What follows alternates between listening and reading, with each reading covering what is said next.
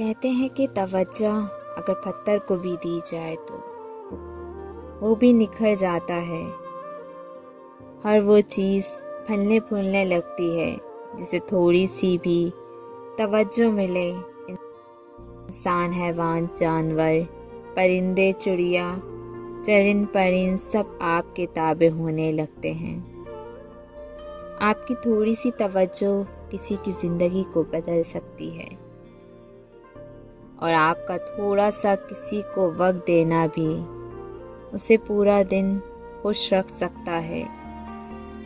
ایسا بھی ہو سکتا ہے کہ آپ کی ایک تسلی اسے دوبارہ جینے کے لیے آمادہ کر دے۔ اس لیے اپنوں سے رابطے میں رہیں، زندگی کو خوبصورت بنائیں، خوش رہیں، خوشیاں بانٹیں، توجہ دیں، ہر چیز کو توجہ دیں۔